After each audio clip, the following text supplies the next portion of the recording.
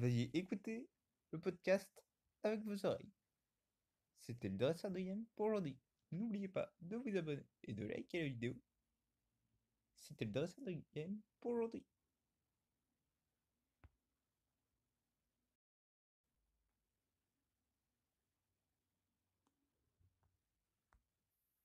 Ce podcast s'adresse à un public averti. Il contient des scènes de violence qui pourraient heurter les plus jeunes.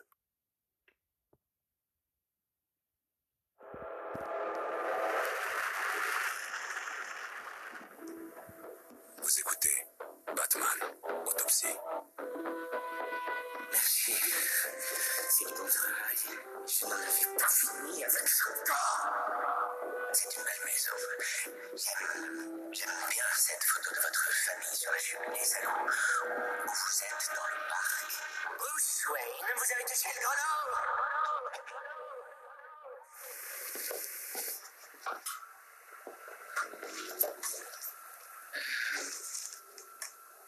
Selon vous, pourquoi le moissonneur est venu dans votre maison, Bruce?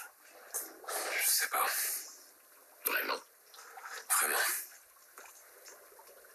Vous avez eu peur? Avant cet incident, quelle est la dernière fois où vous avez ressenti ça? La peur. Peut-être. Je sais pas. Il y a quelques années. Vous ne ressentez plus la peur depuis plusieurs années? Sauf si vous comptez les cauchemars. Quel genre de cauchemar faites-vous? Je sais plus. Il fait noir. Je suis seul. Il y a des voix au loin. Que disent-elles? Je sais pas. Reprenons par le début. Votre enfance. J'ai eu une enfance normale. Domestique, vacances en chalet privé, ce genre de normalité-là. Rien n'est normal, Bruce. Dites-moi ce que vous entendez par là. J'entends qu'elle n'avait rien d'anormal. Mon enfance, c'est exactement ce qu'on peut imaginer. Vous étiez heureux, Oui. alors que vous étiez fils unique. Je vois où vous voulez en venir, mais non. Je me suis jamais senti seul. J'avais mes parents, j'avais toute leur attention et ça me suffisait. Quel est votre souvenir le plus heureux avec eux? Je sais pas. Il faudrait que j'y réfléchisse. Ce serait une bonne chose, Bruce. J'en ferai ma priorité. Le sarcasme va nous faire perdre du temps. Si vous voulez vous Ce remettre... que je veux, c'est résoudre cette affaire. Pourquoi? Vous êtes médecin légiste, pas policier. Je suis en train de passer à côté de quelque chose. Quelque chose d'évident. Il est méthodique, méticuleux, maniaque. Mais il a pris le risque d'entrer chez moi. C'était une improvisation. C'était imprudent. Ça n'a aucun sens. Peut-être qu'il ressent une parenté avec vous. C'est quelque chose qu'on pourrait dire de vous. Méticuleux, maniaque. Bruce, il faut vous concentrer sur la lumière. Si vous voulez parler, on parle. Mais on arrête les lumières, on arrête les gadgets. Vous vous adressez à moi, pas à mon subconscient. Vous gardez précieusement ce que vous avez dans la tête, n'est-ce pas? Il n'y a rien de très intéressant là-dedans. Croyez-moi. Oh, je ne suis pas d'accord. Mais bon, très bien. J'éteins.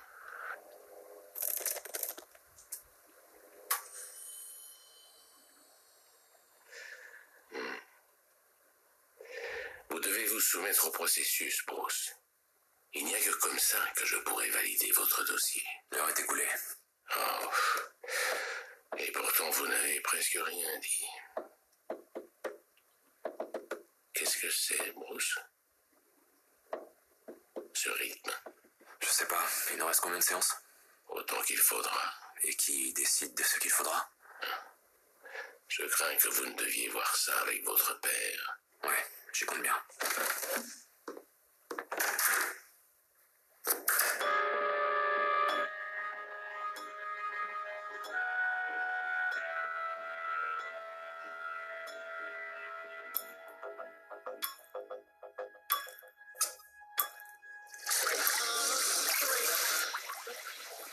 moissonneur court toujours. Alors verrouillez vos portes, fermez vos volets, restez chez vous, à l'abri, près de ceux que vous aimez, et écoutez Summertime.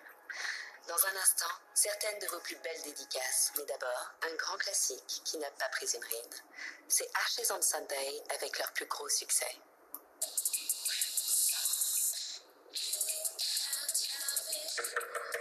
Entrez.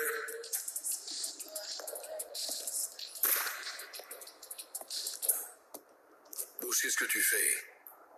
C'est Les organes des victimes. Martha m'a raconté. C'est le moissonneur qui les a mis dans le frigo, c'est ça? Oui. Quand je finis une autopsie, je réintègre les organes au corps. Ces gens, ils méritent d'être enterrés entiers. Bush, ces organes devraient être entre les mains de la police. Et toi, tu ne devrais pas travailler. Je sais. Mais à moins que tu aies l'intention de me faire évacuer par la sécurité de l'hôpital, tu perds ton temps. Tu dois arrêter ça. Qu'est-ce qui s'est passé hier soir? Tu le sais très bien. Bush, c'est grave. Tu crois que je me rends pas compte? Il a vu maman. Quoi? Le moissonneur. Il l'a observée. Il a dit qu'elle était jolie. Ce type fait une fixation sur moi et pour ce que j'en sais, maman est devenue une cible. Je dois aller au bout de cette histoire. Très bien. Si tu insistes vraiment pour sacrifier ta carrière et finir en prison, alors... Montre-moi où tu en es. 5 victimes. Apparemment choisies au hasard. Le tueur n'a pas de préférence. Mais il a un mode opératoire. Oui. Il suit ses victimes pendant plusieurs mois. Il s'informe sur leurs habitudes, leur entourage, ce genre de choses. Puis il attend qu'elles soient seules. Et quand il est prêt, il les approche, les endort, et il les transporte. Cette victime s'appelle Elliot Bonham. Il vivait sur Park Row avec ses 2 enfants. Il a perdu son travail il y a 3 mois. Il sortait beaucoup pour passer des entretiens d'embauche, déposer des CV. Ça allait pas fort, mais il s'accrochait. Comment tu sais tout ça? J'ai un ami, un indique, qui m'a donné accès au rapport et aux photos. Et j'ai fait quelques visites, pas très officielles. Je vois. Elliot est sorti de chez lui pour un entretien d'embauche à 9h. Il a pris le métro, comme d'habitude. Il a été attaqué, drogué. Il s'est réveillé des heures plus tard dans un lieu inconnu avec un étranger. D'après l'analyse toxicologique, il était paralysé par une drogue. Il n'était pas attaché parce qu'il ne pouvait pas bouger. Mais il ressentait toujours les choses. Le moissonneur a placé un morceau de matière cérébrale sur sa langue. Puis il l'a découpé. Il l'a ouvert, l'a laissé saigner. Et il lui a enlevé sa vessie. Lentement. Méticuleusement. Et alors qu'Eliot se vidait de son sang sur la table et qu'il souffrait le martyre, alors qu'il rendait son dernier souffle, le tueur a percé son crâne. Il lui a prélevé un morceau d'amygdale. Pour la prochaine victime. Pourquoi? C'est son rituel. Toutes ces victimes ont connu des morts similaires, papa. Le moissonneur leur donne à tous l'amygdale de la victime précédente. Et il prélève les organes. Cœur, pancréas, vessie. Je crois qu'il les voit comme sa récompense. Et il a partagé cette récompense avec toi? Dans une boîte en polystyrène.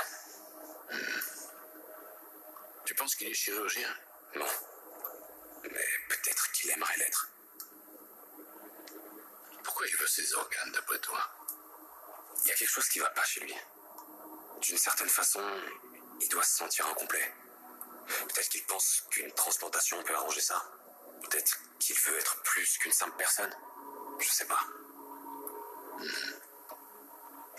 Il prélève l'amygdale. C'est intéressant. À une époque, on opérait l'amygdale des patients ayant des problèmes d'agressivité.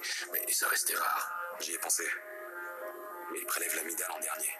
Presque comme si c'était un détail. Pourquoi, d'après toi? Je crois que c'est lié à la peur. Sa propre peur d'être incomplet. Il prend la peur et l'excise, littéralement. Qui est le suivant? Marjorie Bridges. La première victime, a priori. Une institutrice, divorcée. Il l'a attaquée alors qu'elle allait récupérer son fils pour le week-end. L'amygdalectomie est maladroite, d'un point de vue professionnel, je veux dire. Sa première tentative. Un travail de cochon. Clairement pas celui d'un chirurgien. Il a pris quoi? Son cœur. Ça représente beaucoup de travail. Et pourtant, il l'a fait. Il n'a même pas... Quoi? Qu'est-ce qu'il y a, Bruce? Les muscles se sont rétractés un peu plus depuis que j'ai étudié le corps. Il y a une abrasion là, sur la côte. Visiblement, il a frotté contre l'os. Et il a laissé quelque chose. C'est noir, c'est petit. Un bout de métal? Plutôt du verre. Non, c'est de l'obsidienne.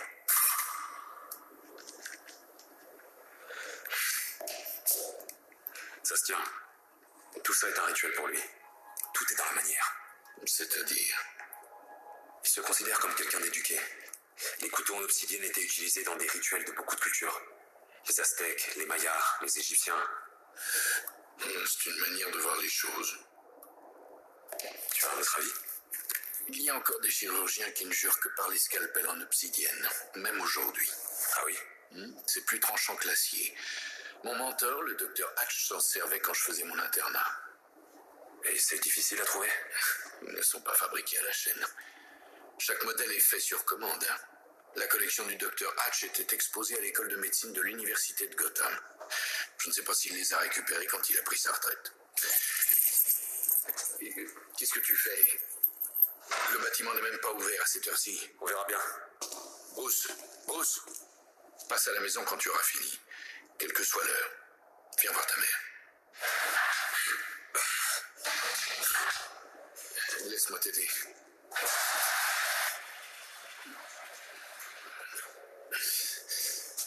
Ta main. Et quoi? Laisse-moi voir.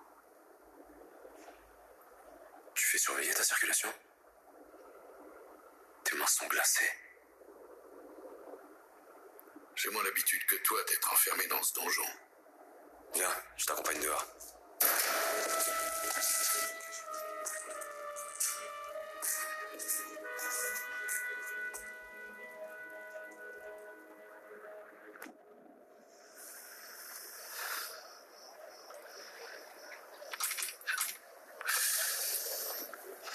Excusez-moi, il y a un autre accès au bâtiment à cette heure-ci? Le bâtiment de médecine? Je sais pas, je suis à Sciences Po, peut-être appeler le secrétariat? Super.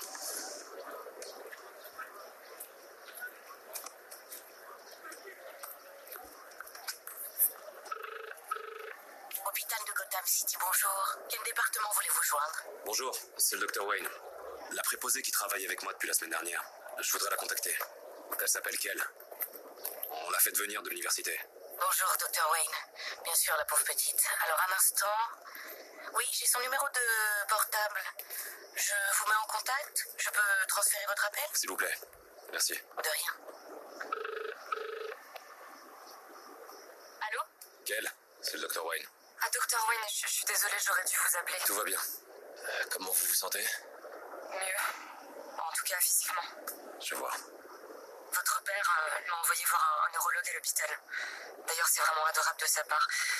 Désolée de ne pas être encore revenue travailler. Vous reviendrez travailler quand vous vous sentirez prête, et pas avant. Mais... Vous avez besoin de quelque chose? Ouais. Je suis à l'université de Gotham, devant l'école de médecine. C'est fermé. Il faut vraiment que j'entre. Ah bah oui, le dimanche, ils ferment tout à 18h. Mais il y a une entrée réservée aux préposés, j'ai la clé. Attendez-moi, j'habite juste à côté. Super. Vous me sauvez la vie. Du coup, vous me devez un dîner. Ça peut se faire.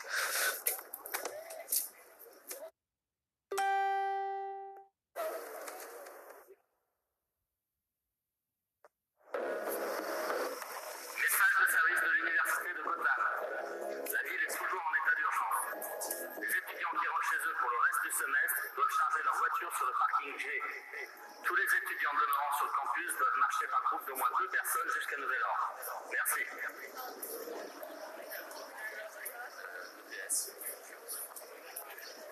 Docteur Wayne? Kell, s'il vous plaît, appelez-moi Bruce. Merci d'être venu. Vous nous faites une petite crise de nostalgie? J'ai toujours vu cet endroit comme l'école de mon père, à vrai dire. Je comprends. Mon père aussi a étudié ici. Ah oui? Il est docteur? Chimiste. Et vous, comment vous allez alors?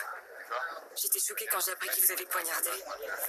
Si je l'avais vu rentrer... Ça aurait rien changé, il en avait pas après vous. Gardez bien ça en tête. Je sais, c'est après vous qu'il en avait. Ouais. Merci de votre aide. Prête pour une petite entrée avec effraction? Bah, c'est-à-dire que j'ai la clé, quoi. C'est vrai. Bon alors, où est cette entrée secrète?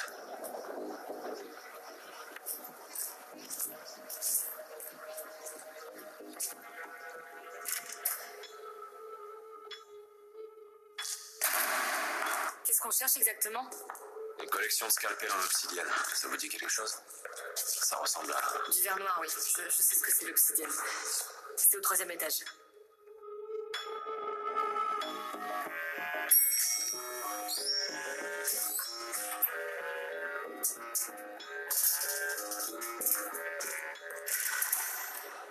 Mince, c'est fermé.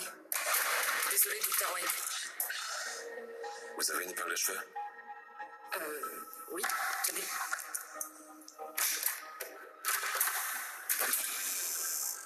Ok, donc ça, par contre, c'est bien une entrée par effraction. Vous savez crocheter les serrures? Où est-ce que vous avez appris ça? J'ai dû lire des choses là-dessus. Chacun ses passe-temps.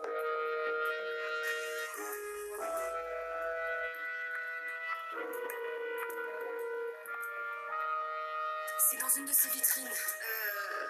Là. Vous remarquez quelque chose? Ils sont numérotés de 1 à 5. Il manque le numéro 5. Le moissonneur. Vous avez déjà vu ici quelqu'un qui pourrait correspondre au profil de l'assassin? Quelqu'un qui parle de façon un peu ampoulée, 40, 50 ans, un solitaire a priori, plutôt maigre. Non, je pense que je m'en souviendrai. Il y a l'équipe de nuit ici, cela dit. Des préposés de nuit? Ouais. Ils font pas grand-chose, mais parfois il y a une urgence. Vous les connaissez? J'en ai rencontré quelques-uns. Mais Tony les connaît tous et je crois qu'il est de garde ce soir. Je peux vous le présenter? Il passe ses soirées sur son portable devant le bâtiment. Il est de la sécurité? Il fait des patrouilles ici? Quelqu'un pourrait faire une rêve partie ici, ça rendrait même pas compte. Allons-y.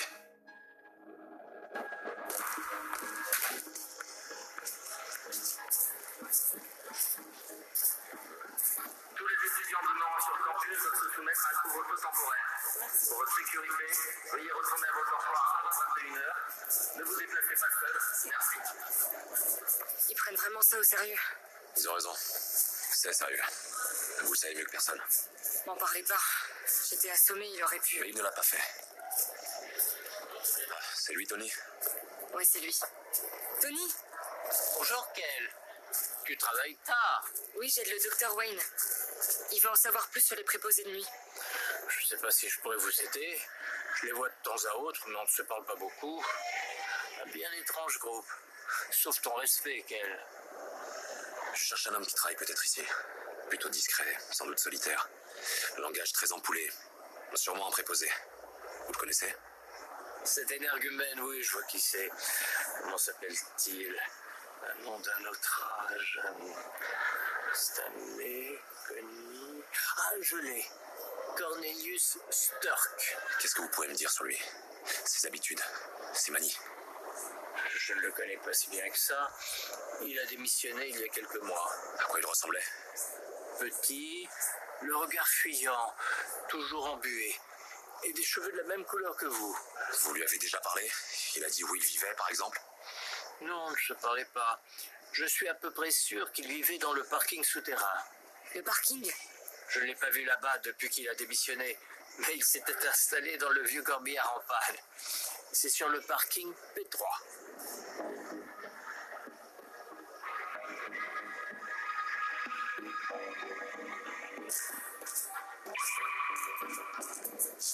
La voilà. Oh, mais qui pourrait vivre là-dedans? Quel?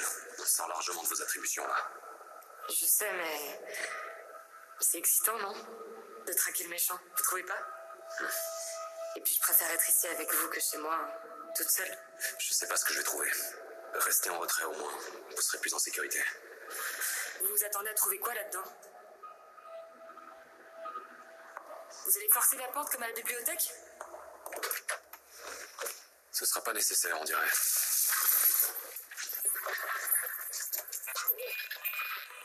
Nous revenons alors que la ville pleure son enfant le plus célèbre. Selon les autorités, le petit avion s'est écrasé peu après le décollage. Mais nous n'avons pour l'instant aucune information sur le crash qui a coûté la vie à personne. Ouah, quelle porcherie! Je vous ai dit de rester en retrait. Ah non, mais le seul truc dangereux ici, c'est l'odeur. Ah, il y a un dictaphone comme le vôtre. Vous voulez... Donnez-le-moi. Il y a une cassette dedans. C'est le mien? Il l'a pris quand il nous a attaqués. Oui. Donc ça veut dire qu'il est venu ici récemment. Ça veut dire que vous devez partir. Vous l'écoutez ou pas?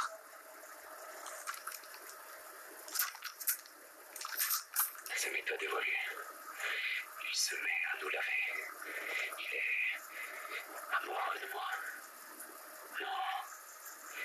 Rien ne dit même qu'il me connaissait. Je suis celle que le destin a mis sur son chemin.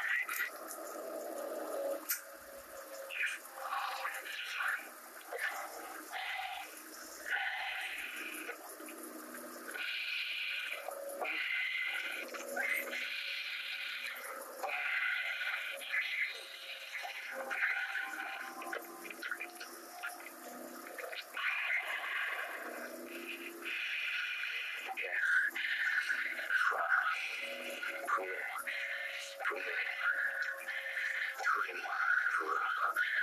Vous me trouverez. Je veux que vous me trouviez, monsieur, quand je serai complet. Et qui parle? Je sais pas. Vous aussi, vous avez besoin de moi. Vous avez vu, vous comprenez. Vous pourriez vous rapprocher, vous pourriez me trouver.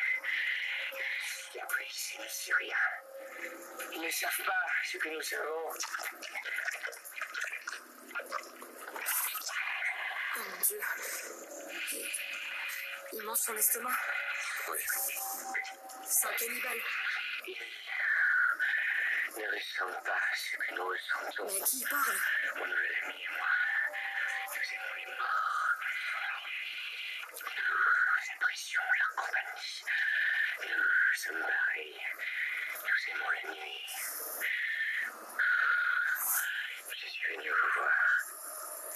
Vous et votre mère. Elle portait de jolies perles.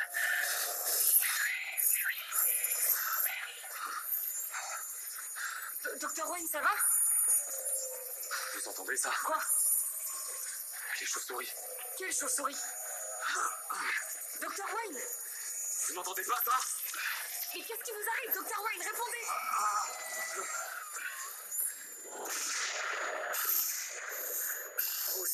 Il faut vraiment que tu te réveilles.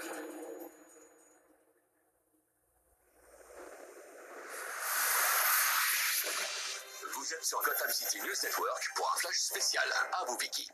Bonsoir Gotham, ici Vicky Vale pour rendre compte de la situation sur place. Nous apprenons ce soir des autorités que le milliardaire Bruce Wayne est mort. Le président et actionnaire majoritaire des entreprises Wayne a été tué aujourd'hui dans le crash de l'avion qu'il pilotait. Aucun autre passager ne l'accompagnait. Les plus âgés parmi vous se souviendront que les parents de Wayne, Thomas et Martha, ont été attaqués et tués par un criminel lorsque Wayne n'était qu'un tout jeune enfant.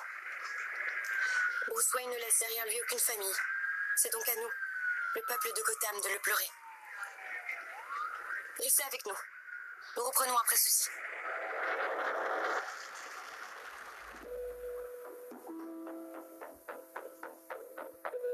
Batman Autopsy a été produit par Spotify Studio en association avec Une Fille Production. C'est une adaptation de la production originale américaine Batman Unburied, produite par Phantom 4 et Blue Ribbon Content en association avec Wolf at the Door.